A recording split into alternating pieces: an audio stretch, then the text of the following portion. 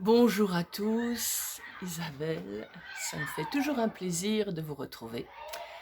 Vous entendez derrière moi, c'est la joie, les enfants chantent ou crient.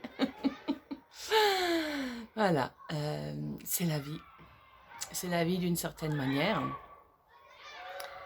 Et puis là, de quoi allons-nous parler aujourd'hui avec cette belle journée qui s'annonce? De l'abomination, ok, d'accord, l'abomination.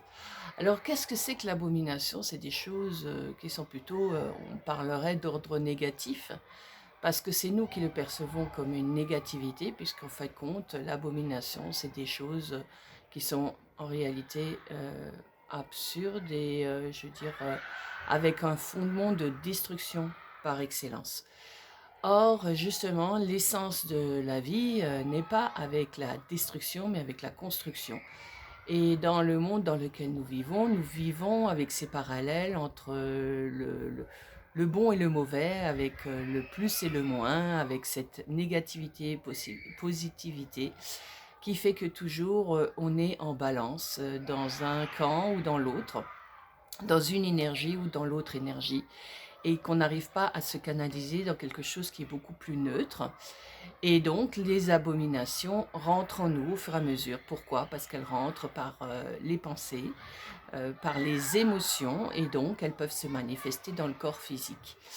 Et ces abominations sont tout le temps répercutées sur nous, activées sur nous, mises en place sur nous de différentes manières, soit par ce que nous vivons au quotidien, c'est-à-dire déjà dans l'enfance, dans tout ce qu'on nous a inculqué dans l'enfance, dans tout ce qu'on nous a inculqué dans l'éducation à tous les niveaux, que ce soit familial ou éducationnel dans les écoles, et bien sûr dans notre société ou dans nos sociétés, voilà, suivant où nous sommes.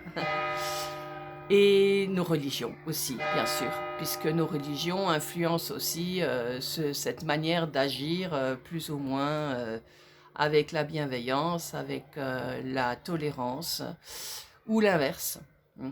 Voilà. Et très souvent, malheureusement, il y a ces abominations dans tous ces cas de figure dont je viens de vous parler. Et en l'occurrence, elles existent aussi en nous. C'est-à-dire qu'il y a des forces en nous qui s'impriment. Et à force d'être imprimée, elle rentre dans votre émotionnel. Et dans votre émotionnel, ça grandit et ça se manifeste de plus en plus fortement.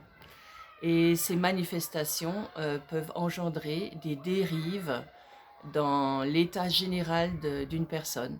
Surtout si ça a été pris très jeune, c'est-à-dire quand ces influences ont commencé très petit. Hein, quand on voit les abominations qui ont été faites sur des enfants, forcément ça va les marquer toute leur existence, mais à tel point que ça les marque qu'ils ne ressentent pratiquement plus rien.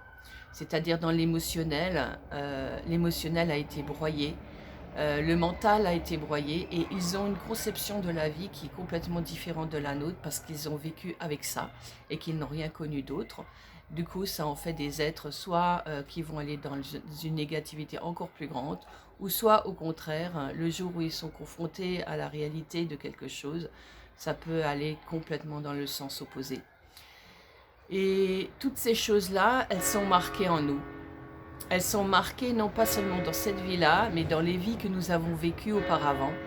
Et surtout dans cette essence qui est le rejet de ce que nous sommes, quelque part.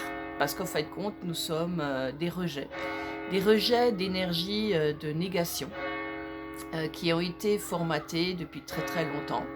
Et avec toutes ces choses qui nous ont imprimées, eh ben, on s'est façonné. Et on a cru certaines choses qui sont manifestées de plus en plus dans ces formes de matière, de matrice, et qui ne sont pas la réalité de la vie.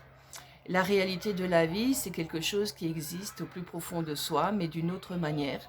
C'est-à-dire qu'en fin de compte, les énergies de conscience doivent maintenant agir plus que les énergies de pensée qui ont été des manipulations depuis des millénaires. Ces manipulations entrent encore en jeu actuellement, c'est pour ça qu'on arrive dans une fin de cycle, qui est, justement, ce chaos qui se fait sentir un peu partout actuellement. Et cette abomination prend de plus en plus le dessus. Pourquoi? Parce que justement, les gens, n'ont pas la compréhension nécessaire ou la naïveté, sont encore trop naïfs ou sont encore trop manipulés par, leur énergie de pensée et que leurs pensées ne sont pas encore assez fortes pour être confrontés à eux-mêmes, c'est-à-dire dans leur, belle substance de lumière. Et cette substance de lumière, nous l'avons tous. Certains ont plus souffert que d'autres, donc bien sûr, ou d'autres n'ont pas souffert de cette manière-là, ont eu une vie plutôt heureuse et donc n'ont aucune conscience du tout et se laissent embrigader par la spiritualité ou autre. Nous sommes tous dedans, hein. Et cette spiritualité peut aller à différentes manières, nous faire croire des choses ou nous émettre des choses qui sont plus ou moins heureuses ou positives. Or, quand on commence à rentrer dans cette neutralité qui est quelque chose de plus exact, je dirais plus réel, on se rend compte qu'il y a des possibilités qui ne sont pas encore manifestées parce que nous sommes encore à l'être non pas d'homme, mais d'êtres humains, c'est-à-dire encore très reliés avec nos côtés animal, voilà, c'est ça. Et donc ce côté animal qui a été de plus en plus au fil des siècles et des millénaires manipulé génétiquement, il faut dire ce qui est. Nous faisons de la génétique, les gens font de la génétique, dans l'abomination ils font de la génétique, mais en fait de compte nous sommes nous-mêmes des êtres génétiques où les choses évoluent petit à petit avec une certaine conscience. Cette conscience, c'est ce que nous mettons en place en soi. Et plus nous le mettons en soi, et moins nous sommes confrontés aux croyances que nous voyons autour de nous, c'est-à-dire que c'est pas quelque chose, c'est des faits, c'est simplement se baser sur des faits et pas donner de force à ces faits. Plus on donne de force à ces faits, plus ça s'imprime et plus cette manifestation se crée. Et elle se crée en soi, mais elle se crée autour de vous également. Et donc, c'est comme ça que les abominations naissent de plus en plus. Parce qu'en fin de compte, on leur donne foi, on leur donne cette création, ce pouvoir de création.